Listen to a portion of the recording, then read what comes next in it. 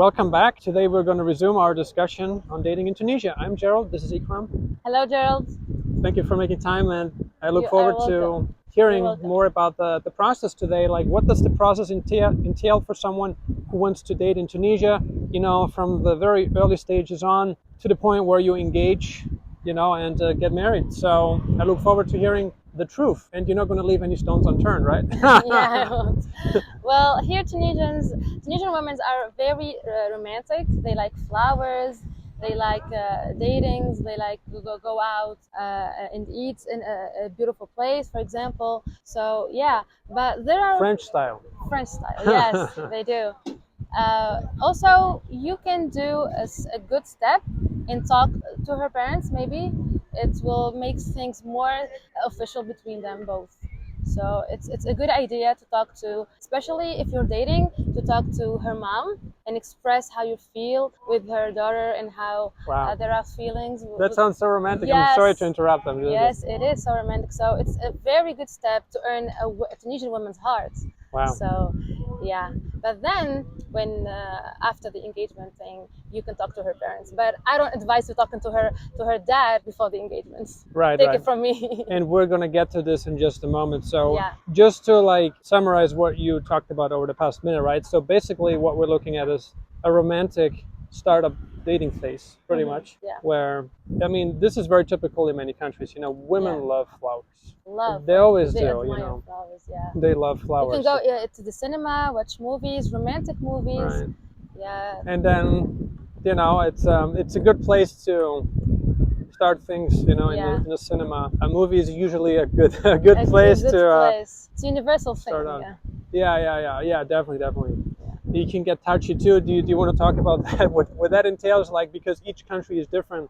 In certain countries, I'm just talking about greeting a woman that you haven't met before. When you're dating and together, that's different. But just when you haven't been together, you're not in a relationship yet. Yeah. Are you supposed to kiss the woman on the cheeks? Do you kiss her on both cheeks? Let's say you're just friends and you're not in a relationship yet.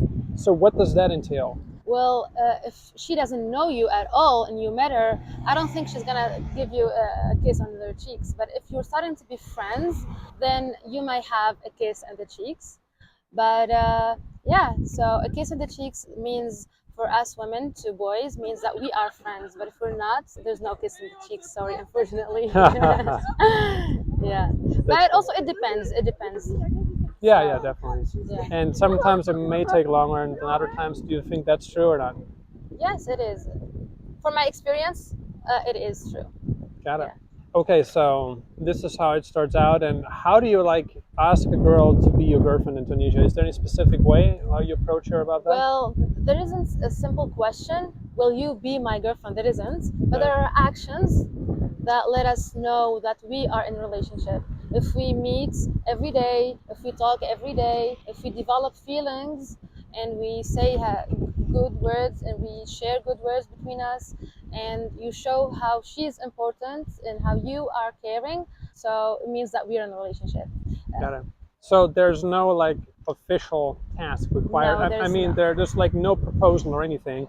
No. It's just the natural progression of things Yes, that exactly. happen in the relationship. Yes. That's interesting because in certain countries, I grew up in Austria, and you're not in a relationship until you ask that person whether she wants to be in a relationship with you or not. So that's the standardized question that you ask that person. But here in Tunisia, that's not the case. No, that's not. That's so interesting. Also, the jealousy. Mm-hmm. Yes, the jealousy is something that means that we are together. We are a couple. Yeah, if we develop jealousy towards each other, so yeah. Yeah. Then feelings are attached, and you're in Yes. trouble if things go wrong. Yes, you are. That's true. Yeah. Epic. Okay, so let's say you met a guy, foreign guy, let's say an American guy, a Canadian guy, European guy, whoever. You started dating. You went out on a couple of dates, Yeah. nice dinners, Yeah. romantic walks along the beach, Flowers. which are free, with flowers, of course. Yes. But, the good thing about Tunisia is, just from what I see, is that you don't have to spend a lot of money to be happy. Yes. Because it's such a nature paradise, where you have so much beauty. I see a lot of people here at night that go Yes. here, couples, and they spend, Sometimes even time there. this thing, what we are doing, you and me, we just sit on the beach and watch the water flows. It's like a date here. So Yeah, exactly. Yeah. Yeah. And so you can get an ice cream, you can buy her flowers. Yes. All girls love flowers, so Yes. you have to do that. And I don't care if you're not romantic or anything, but I don't think there's any woman who doesn't like flowers. It's just a Yes. very girly thing. Yes. So yeah, that's interesting. So let's say you've been dating for a few months or a year, 2 years, how long, and you're ready to take things to the next level. You want to propose to her. How do you go about that? Well, you need first of all get attached to one of the members of her family, maybe her sister. Not her dog. Not her You dog. probably have already gotten Yeah. attached to her dog. But then after her sister, you will move to the next level, which is her mom. And if things went great, then you're gonna have to meet the dad. Like what you pointed out about the mom is so true. Like how you win a girl is through her mom's heart. Yes. It's just a matter of fact. Yep. And what I recommend is that, and that's just what I have seen through observation, is that you want to have a look at the relationship the guy has with his mother, because that often resembles the relationship he's going to have with you. Exactly. It's not 100% true, and sure, Yes. there are discrepancies and stuff, but oftentimes I found Yes, that very it is, true. yeah. So great. How do you go about meeting the mother? Well, maybe first of all you will need to get her number. It's like a surprise for the daughter. Sometimes the daughter Right. doesn't have to know. Right. So it's like a surprise for her, like to give her mom's number without she knowing. And then you will call the mom and tell her, hi, I'm your daughter's boyfriend, and I really have feelings for her, and I love her, and I respect her, and I really have a thing for her. So I want to make things official between us, and why not to marry her, But the word you need to use when talking to her mom is the word marriage. Got it. So yeah. Marriage. You can't just say, oh, I want to move in with her. I want to be her long-term No. boyfriend. That's no good. That's No. no good. So marriage is a major cultural expectation in this Yes. country. Yeah, it is. And I'm going to make a bold statement here that Western culture is so messed up in that sense, where people don't even care about the parents of significant other anymore at all. Mhm. Whereas here, this is still strongly embodied in the local culture, where you really have to pay attention to these little details that used to be part of other cultures 50 years ago, 70 years Yes. ago, but all these traditions are gone.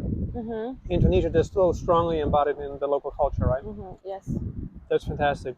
And then you also talked about, let's talk very briefly about the father, which is the upper hand in the family pretty much. So how do you go about talking to him and winning him over? Like what's involved to have a conversation with the father? At what point will it happen? Well, generally in the most families, in Tunisian families, the father is the most strict member of the family. So maybe before having an engagement, you need to have a coffee with him. I don't recommend talking to him through the phone. It's good, more perfect to talk to him face to face. So have a cafe, and you can talk like a man to man, Not a boy to boy conversation. Yes, a man to man, and Right. show how you are serious about his daughter, and then we move to the next step of the engagement and the ring, etc. Okay. So the ring is purchased once you spoke to the father, not before. So you speak to the father first, or it Well, doesn't matter? you can. It doesn't matter. You can buy it before or after. The most important thing, you buy it. You need to buy it. That's the most Right. important thing. Is there, I'm sure this depends widely too, Yeah. but is there any expectation in terms of how much that ring must cost, or it doesn't matter? It depends on the family and the social Status of the status family. of the family. Yeah. But there's not like a hard number, right? But it just needs to be, it shouldn't be like a $5 ring, right? No, of course. But you don't have to go too high either, right? But Starting from gold. okay, yeah, that's good. Which isn't too pricey. I mean, Yes. it is, but it's not like diamonds, Yes. right? So there are families who they want to buy diamonds for their daughter, but there are others who expect only the gold. got it, yeah. So that's important. And then what happens next? Let's say the wedding, you agreed, Yeah. families agreed, then what happens when the wedding happens? Well, there are a lot to do. There are a lot of preparations for the weddings. So there are her dress, the place where they are gonna marry, the place where they're gonna live. These things are taken into consideration for the family to accept the man. Okay. And are there any expectations for the wedding? Like how big it needs to be, where it needs to be, who pays for it, all that? Like how does that work in Tunisia? Well, generally here, the man pays most of the cost of the weddings, but sometimes the women help him. Sometimes, not always. But generally, he pays for everything. You hear Generally, that?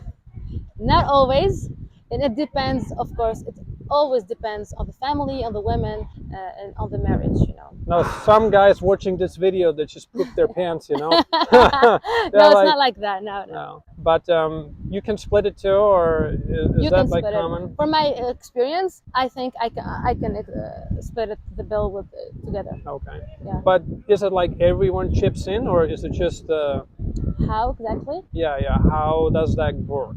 Like, is the whole family? Let's say you marry a guy. Is the whole family, like his whole family, gonna chip in, and your family too, or is it just the guy and the woman who chips in? Who chip in? It depends. Sometimes it's the guy in his family. You know. Okay. Yeah. But sometimes the family of the woman.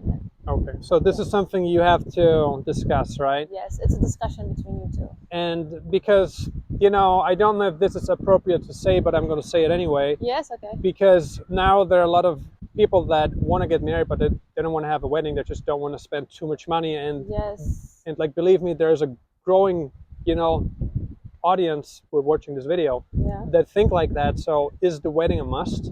I mean, is it like, in terms of like spending a lot of money, is that a must, or can it be kept low? Because in certain countries it depends on, and in my opinion that's how it should be, so I'm going to speak my mind freely about that. It depends on your finances how much you should spend. You know, in some countries people go into debt to get married, which in my opinion This is what's happening these days. Yeah. is wrong. So how does that work? What are the expectations in terms of how much you spend on the wedding? Sometimes you must pay a lot of money for the wedding, but sometimes you just you don't want to bother yourself.